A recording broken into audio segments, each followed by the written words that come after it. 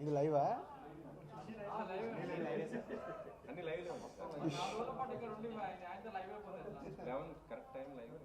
Okay, రెడీయా?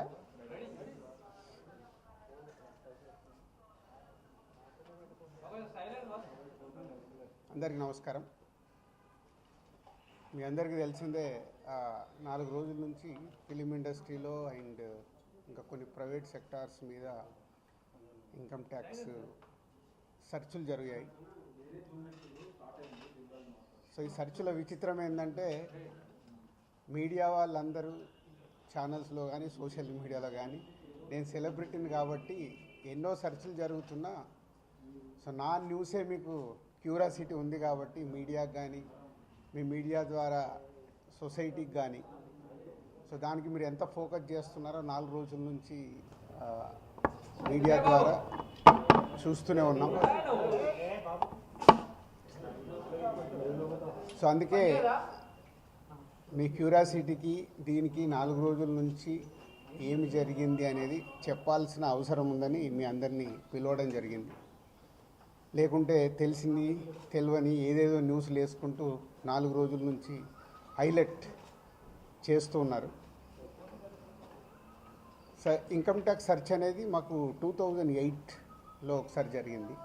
అంటే దాదాపు 16 సంవత్సరాల తర్వాత ఈ సెర్చ్ జరిగింది. మధ్యలో 3 times సర్వేస్ ఉన్నాయి. సర్వేస్ అంటే అకౌంట్ ఆఫ్ బుక్స్ అనేది చూస్తారు. సో ఈ సెర్చ్ అనేది ప్రాసెస్, వ్యాపారాలు చేస్తున్నప్పుడు ఇన్కమ్ ట్యాక్స్ చేయాల్సిన ప్రాసెస్. అలాగే మా మీద కానీ, అదర్ వేరే ప్రొడక్షన్ హౌజెస్ మీద కానీ, ఫైనాన్సర్స్ మీద కానీ నిన్న సెర్చెస్ అన్నీ ఉన్నాయి. పోతే మా దగ్గరకు వస్తే మా కుటుంబం మీద ఏదైతే ఆఫీసు ప్లేస్ ఉందో ఆఫీస్ దగ్గర ఈ సెర్చులు జరిగాయి. సో మొదటి 3 రోజులు ఎవరిది వాళ్ళకి ఇండివిజువల్గా సెర్చ్ చేసి స్టేట్మెంట్స్ తీసుకుంటారు. అయిన తర్వాత లాస్ట్ డే నిన్న ఆఫీస్లో కన్క్లూడ్ చేస్తారు. సో మా హౌజెస్లో జరిగిందా కానీ, ఆఫీస్లో జరిగిన దాంట్లో కానీ చాలా రిపీటెడ్గా వేసిన కొన్ని ఛానల్స్లో కానీ సోషల్ మీడియాలో కానీ ఇంత డబ్బు దొరికింది, ఇంత డాక్యుమెంట్స్ దొరికాయి, అది దొరికింది అనేది కొన్ని హైలైట్ చేశారు.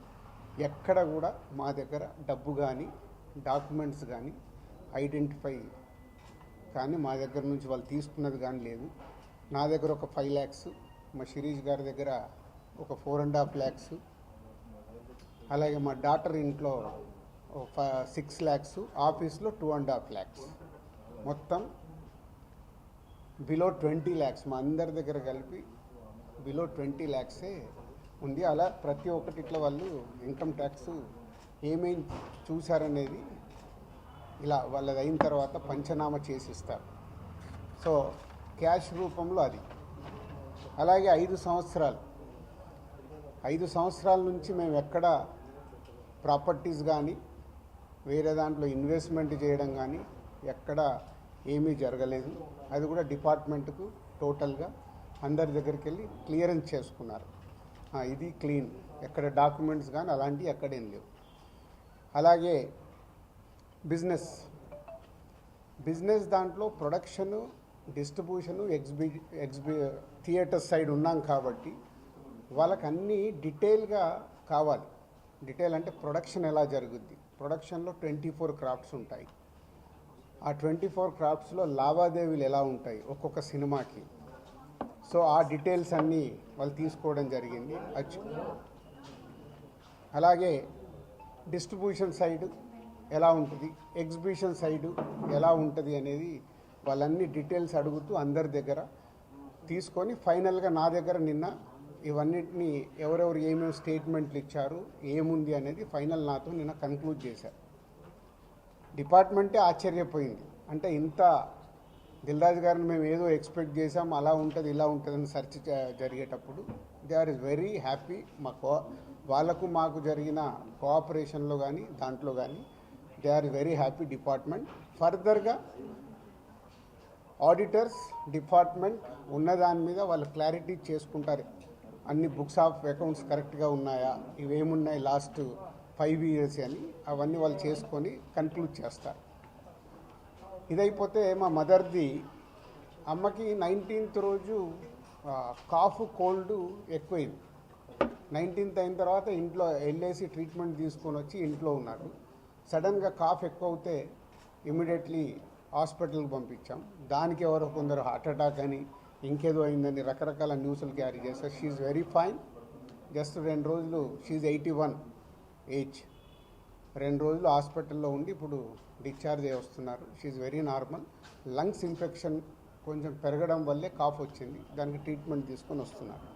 సో దయచేసి నేను మీడియా వారిని 4 రోజులు జరిగింది కానీ ఇది కానీ మీకు తెలిసిందో తెలియందో హైలైట్ చేసుకుంటే వేయకండి. నేను ఎప్పుడు రిక్వెస్ట్ చేస్తుంటాను. అంటే ఇప్పుడు నా మీద మీకు ఎంత క్యూరియాసిటీ ఉంటుందో ఒక సెలబ్రిటీగా, అలాగే చాలామందికి అది ఉంటుంది. తప్పుడు న్యూస్ వెళ్ళినప్పుడు అక్కడ వాళ్ళకి ఇటు మాకు తెలిసిన కుటుంబాలు కానీ ఇష్టపడే వాళ్ళు కానీ తప్పు న్యూస్లు వెళ్తాయి. దయచేసి మళ్ళీ నేను ఎప్పుడు చెప్పేదే మళ్ళీ చెప్తున్నాను, తప్పుడు న్యూస్ని బయటికి తీసుకెళ్ళకండి. Okay, thank you. ఎందుకు చేస్తారయ్యా? ఒక్క నిమిషం. 4వ రోజు నాది కాదు కదా, మైత్రిలో జరిగింది, అభిషేక్ మీద జరిగింది, ఇలా అందరి మీద. ఇది ఇండస్ట్రీకి సంబంధించి ఎందుకు టార్గెట్ చేస్తారు? ఇన్కమ్ ట్యాక్స్ అనేది ప్రాసెస్, ఇదేమి ఇల్లీగల్ కాదు. ఇన్కమ్ ట్యాక్స్ అనేది ప్రతి ఒక్కరికి, మీరు కూడా టీడీఎస్లు కడతారుగా, ఎందుకు కడతారు? అస్సలు తప్పు. ఇవే అంటున్నా, రాంగ్ న్యూస్లు మీ ఇష్టంకి వచ్చినాయి అనేసుకొని వేయడం ఎందుకు? అభిషేక్ అగర్వాల్ కూడా ఉన్నాడుగా, మైత్రి కూడా ఉందిగా, వాళ్ళకు ఉన్నదాని మీద 18 years అయింది. మా మీద సెర్చ్ జరిగి 18 years, ఏమో 2 years కాలే, 3 years కాలే. అంటే ఆఫ్టర్ 18 years చేసే వాళ్ళు ప్రొసీజర్, ఇన్కమ్ ట్యాక్స్ ప్రొసీజర్లోనే జరిగింది, ఎక్కడ ఏమీ లేదు. అనవసరమైన ఎక్కువ మీరు ఊహించేసుకొని హైలైట్లు చేయరు. ఓకే,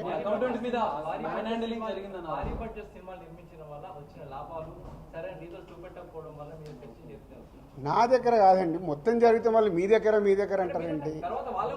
సో అన్నీ జరుగుతాయి, ఇట్స్ ఎ ప్రాసెస్. ఇందాక చెప్పాను కదా, 24 craftsకు ఎలా స్పెండింగ్ చేస్తున్నారు. ఇప్పుడు మా గేమ్ చేంజర్ ఇంత బడ్జెట్ అయింది, ఎలా స్పెండ్ చేస్తున్నారు. They want all accounts. మేము క్లీన్గా ఉండొచ్చు, తీసుకున్నోడు ఉండకపోవచ్చుగా. సో మా దగ్గరికి వెళ్ళి అన్ని డీటెయిల్ తీసుకొని ఎవరెవరికి వెళ్ళాయో వాళ్ళ ద్వారా చెక్ చేస్తారు. ఎందుకంటే TDS, GST, so many process ఉంటాయి. అంతేగాని ఎక్కువ ఊహించేసుకుంటున్నారు, ఏం లేదని. హైలైట్స్ దాంట్లో ఉండకుండా కొంచెం బయటికి రండి అని నా రిక్వెస్ట్.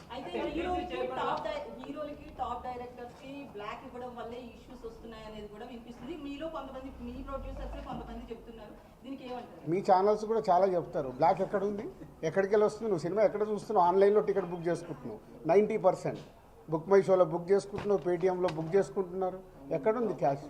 90% అకౌంట్లోనే కదా అందరు మీరు బుక్ చేసుకుంటున్నారు, సినిమాలు చూస్తున్నారు. అది మళ్ళీ మీ ఊహ. ఎవరికి రావాల్సిన స్టోరీలు ఎప్పుడు రాసుకుంటూనే ఉంటారు, ఎందుకంటే మీకు కూడా హైలైట్స్ కావాలి కదా, లేకుంటే కష్టంగా. నేను మీకు అదేనండి చెప్తున్నా, 2008లో అయింది సెర్చ్ నా మీద. ఎన్ని సంవత్సరాల తర్వాత వచ్చారు? 1, 2 ఓన్లీ నా మీదే అవుతే మీరు మాట్లాడేది రైట్. ఇండస్ట్రీలో చాలామంది మీద అయింది కదా. సో దీనికి దానికి లింక్ లేదు కదా. అదే అనవసరమైనది ఊహించుకొని లింకులు చేయకుండా నా రిక్వెస్ట్. అసలు నేను ఆఫీస్కి వెళ్ళాను, మరి నాకు ఎవరైనా చెప్పలా.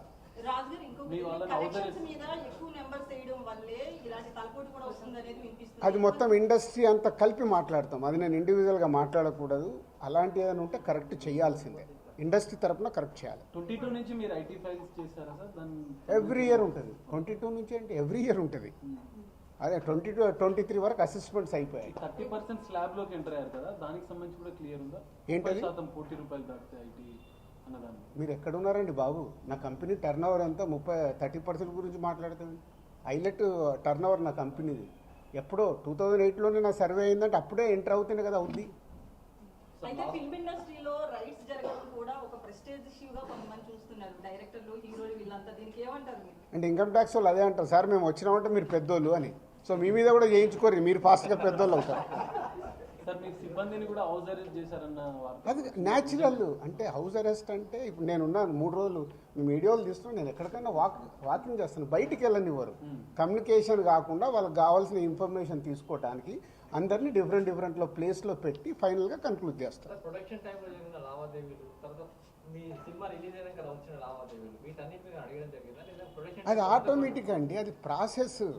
వాళ్ళకి అదే అవగాహన చేసుకోవడానికి. టైంలో దాదాపు క్యాష్ సినిమా క్యాష్ ఉన్న బ్యాంక్కి వెళ్ళి డ్రా చేసే పెడతారు. సో వాళ్ళకి డౌట్స్ ఉంటాయి. డౌట్స్ ఉన్నప్పుడు క్లారిఫై చేయాల్సిన రెస్పాన్సిబిలిటీ మాదే కదా.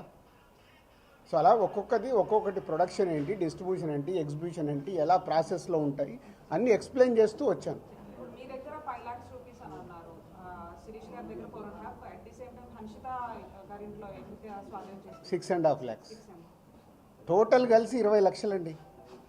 క్యాష్ రూపంలో మా ఫ్యామిలీలో కానీ ఆఫీస్లో కానీ 20 lakhs. అది దానికి కూడా ఇది అన్అఫీషియల్ కాదు, ప్రతి ఒక్కదానికి ఇట్లా డాక్యుమెంట్ ఇస్తారు. ఇది 5,50,000 గోల్డ్ దొరకలేదు. గోల్డ్ ఉంటుంది. ఏ లిమిట్లో ఉండాలో ఆ గోల్డ్ కూడా ఉంది అందరిది. యాజ్ పర్ రూల్ ప్రకారం ఎవరి దగ్గర ఎంత ఉండాలో అంతే ఉంది. మెయింటైన్ అంటే మేము రెస్పాన్సిబుల్ పర్సన్ కదా, ఏది మేము తప్పులో ఉండకూడదుగా. అంటే రైట్స్ జరగడం కూడా మీరు ఎంత క్లీన్గా ఉన్నారనేది తెలుస్తుంది కదా. ఇగో నా వైఫ్ 75 లక్షలు. సో ప్రతి ఒక్కటి ఇట్లా ఇస్తారు వాళ్ళు డాక్యుమెంట్, పంచనామా చేసి ఇచ్చేసి వెళ్తారు. అందరి క్లీన్గా ఉన్నాం.